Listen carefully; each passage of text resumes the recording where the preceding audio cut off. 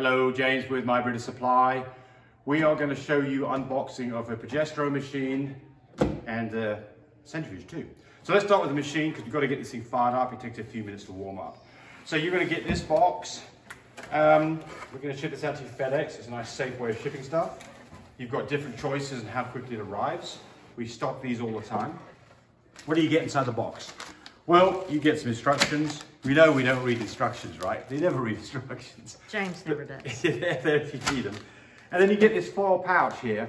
And inside this, there is a test strip, another cassette. You're not going to use that.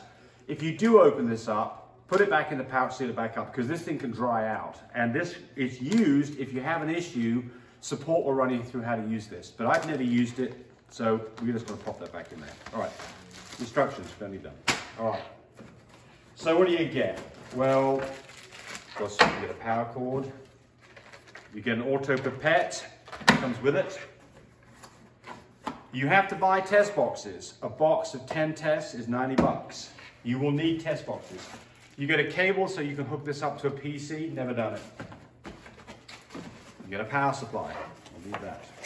It's a 12-volt power supply. It's a pretty heavy duty one. You've got to use this one. You cannot go use one off your laptop. So make sure that you use the right one, otherwise you could have problems. All right, so we'll just hook this cord up to the power supply. All right, get to that. And let's take the machine out. Comes nicely packed up.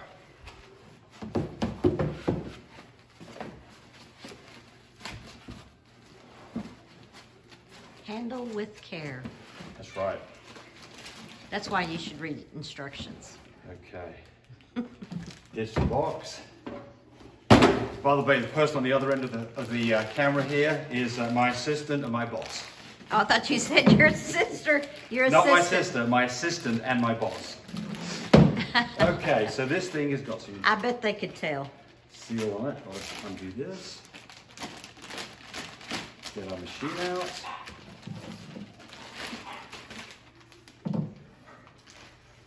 It's all nice and pretty. Well, nice and pretty. We'll plug it in. I've got a power cord hidden down here. I'll fire this up. And honestly, the setup on this thing is trivial. It's very, very easy. You really don't have to do anything to do your first test. So I'm plugging this in, and it's obvious where it plugs in. There's a place for a plug-in right there. Turn it off. Plug it in. Turn it on. All the rest of this is to hook up to other things that you're not going to use. So don't even worry about it. We're not going to be talking about those. Here comes the machine firing up. So the machine will already have printer paper installed. Come up here close, Tammy. Here's the printer paper. You can order more printer paper from us. It's cheap. When you close this up, click. Open that up again. Yes. So they can see it. Pull the paper down. There you go. Just like in a register. Yes, click. If you don't do that, it won't print. Got to click. Click. Click. Click, click, click. All right, so while that is firing up, we are going to, now here's a test box. And he's firing it up, meaning he's having to warm it up. Yeah, warm it up, exactly. So let's just get a couple of things going here. We're going to get the auto pipette out of here so you can see this. I think the hardest thing, well, probably the hardest thing on running a test is drawing the blood. And that's one of those things that after you've done it... Practice makes perfect. Yes, exactly. And so it's like anything. It can be a bit frustrating, especially on a small dog, to pull blood the first few times. But really, you know, you can't hurt the dog doing it. All right, so here is the auto pipette. It comes with little nozzles. They are reusable. You'll get 20 of those with every box of 10 test kits. That just goes on the bottom of this. And then the thing about the auto pipette is there is actually two positions on this, and it does take a bit of practice. Move your fingers. There's one position, there's two. You'll feel a distinct stop. And so all the things that you do are first notch down into the fluid, let go of it. That little beeping noise was the machine, not the... Okay, so here's the machine fired little... up. So one thing to note here, the temperature right now has to be about 25 degrees. It'll warm up. You cannot run a test until this is warmed up to 25 or 24.5 degrees. It'll complain about it, and you won't get an accurate test. So turn this thing on a good 5 minutes before you start doing your test. And then there is two different settings here that are relevant. One is called a standard test, and one is called a quick test. we'll do with today, everything you do is typically on a standard test. It takes 15 minutes after you put the cassette in here for it to start. We'll talk about that more in a moment. Let's go ahead and get some blood. So, rather than make you guys wait on me pulling blood, I've already pulled some blood. Let's do this. Now, the centrifuge, optional item. Do you need a centrifuge? Yes. Maybe you've already got a centrifuge. Great. But you will need a centrifuge. Comes in so handy. Yeah, for all kinds of things, a centrifuge is a good thing to have. So, take the cover off it. Look down inside this, Tammy. And then this was the cover that was on it. Yes, go ahead. There's the cover. Yes, cover comes off. Then you've got, it sticks to the, oh, come on, it's stuck. 6 holes. Yes. Okay. Right, so what you're going to do is, I'm not going to run this right now. I've got other videos, but it's just a centrifuge. Basically, you've got 2 controls on it. I always run it at full speed, full tilt, all the way to this side like that. And then this is just a timer, and you've got 2 positions. You hear it click. It'll time out, and I just turn it on, just let it run. I typically run a centrifuge for about 5 minutes to get good separation. All right, so we're not going to run this. It makes noise, and honestly, it's not really part of the setup. But remember, you're not going to get that unless you pay for it. You've got to buy that thing, or you already have one. All right. So, I'm now going to go to an open test kit rather than... Those puppies can get so loud. Okay. They're about to go to So their new what comes in homes. the test kit? In the test kit, you get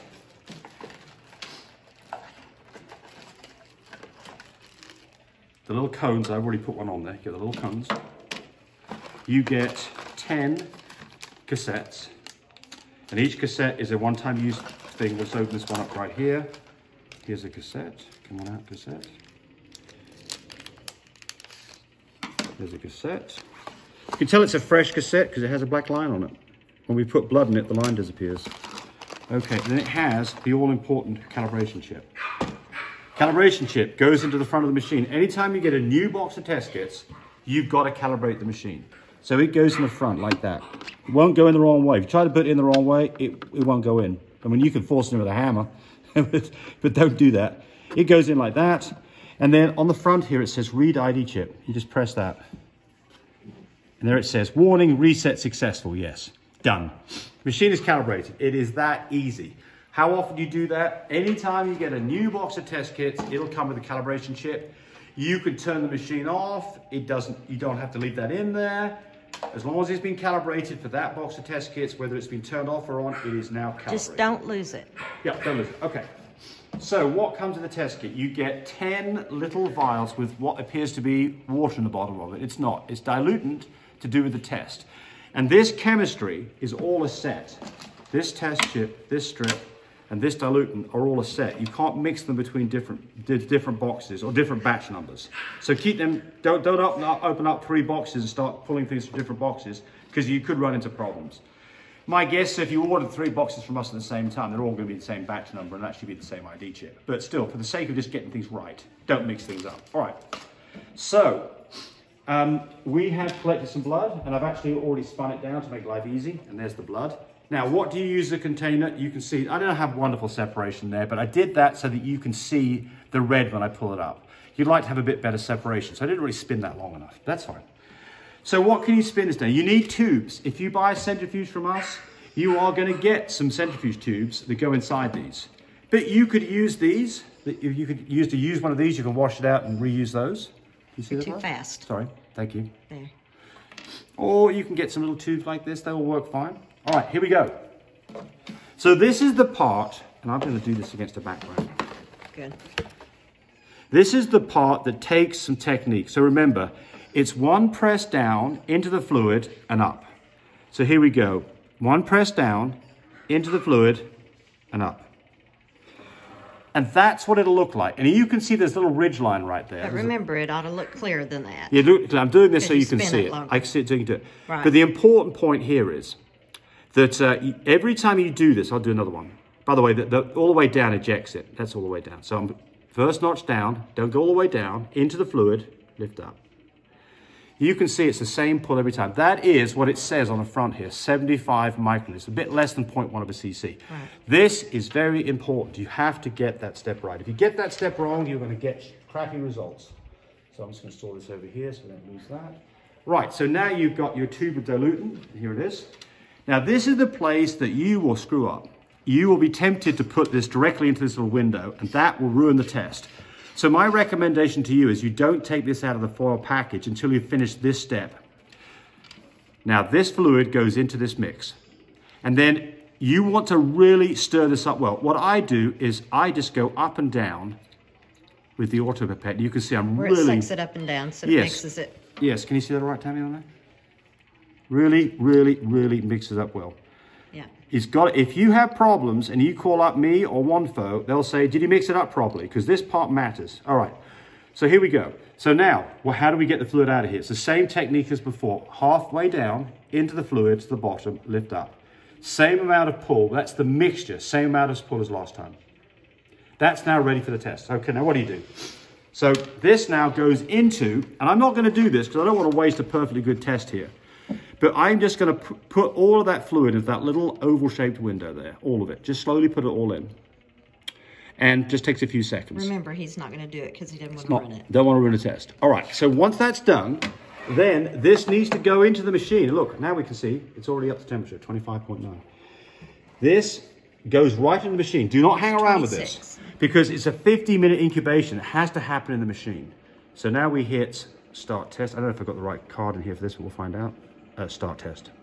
Where's your... Don't need it. Oh, okay. It's already been done once. If you get the wrong chip for the wrong cassettes, it'll complain about it, just like that. So what that is saying is I don't have the right calibration for that particular test right there. That's what that's saying. I've got to mix up. So this is a good thing. It warns you. So I don't know if I've got the right chip here or not. I probably do. Your chip's right here. Yeah, but that's the wrong chip. Okay. So basically, yeah. So the point here is what it should do now is suck it in. 15 minutes later, it'll spit out the results on the screen. And I'm not going to wait. You wait 50 minutes for that, and it will then print it out, and it will store it in memory. So what do you have to do in preparation for setup? Not a darn thing. Nothing. You don't have to go to setup. It's already been set up for you. So you can go into setup. It requires a code that you put in there. The code is 123456. I recommend that you don't mess around with this because you can muck things up. This is things already set up for you, and there's no reason to do that. All right, what have we missed? I don't think very much. I think we've really got you covered. So just to run over it really quickly, when you first start running a test, plug it in, turn it on. You've got to wait about 5 minutes to get to the right temperature. Collect your blood, spin it down. Pull the serum, the clear stuff, off the top of the blood. Here, when you look at the machine, it asks you whether you're using serum or not. It's going to be set for serum, just leave it alone. As opposed to whole blood, which we don't want to do. We don't want to do whole blood. So we want to do serum or plasma. That's what we do. We don't do whole blood. So once you've collected it, swish it around really well in the dilutant. Then collect the same 75 microliters, goes into the window of the cassette, fresh cassette every time, fresh dilutant every time, goes in the machine, hit standard test starts. That is it. So you're going to get phone numbers from us. If you have any issues, you need some help, we're always just a phone call away. We'll be very, very responsive. I use this machine every single day. I have done thousands of tests with the machine. Love the machine. It has made a huge difference to the number of puppies we have. It takes all the stress of timing C-sections because you get it done right and you don't get in a situation where either puppies pop up in the middle of the night because you're late or because you take puppies early, which I see so much of this happening where vets make huge, horrible mistakes and lose puppies over this. So this is an absolute game changer in terms of getting dogs pregnant and timing the C-section. Machine isn't cheap, but it's a quality machine. wondfo and myself both stand behind it. It comes with a 1-year warranty. Worth the investment. It is supported by both me and wondfo out of Chicago, wondfo USA. It's not China. It's not that you've got to send something. If you have an issue, which has very rarely happened, but if you do have an issue, wondfo will do an exchange. So you don't have to send yours in and wait for another one to come back. But I think, and in maybe 1,000 machines, I've had like one machine. I've had one machine that was sent back. It was actually dead on arrival. One machine that this happened to. So really, really love the machine. Love the support from wondfo. And we think that we do an excellent job giving support too. And then Phone numbers? I'm not going to put it on here. Oh, okay. I think it's something because I get so it's phone Cody or you, yeah. Yeah, but there's phone numbers are on the side, and look, if you want support from somebody else's machine, that we're not going to do it. 1. Okay. Bye, everybody.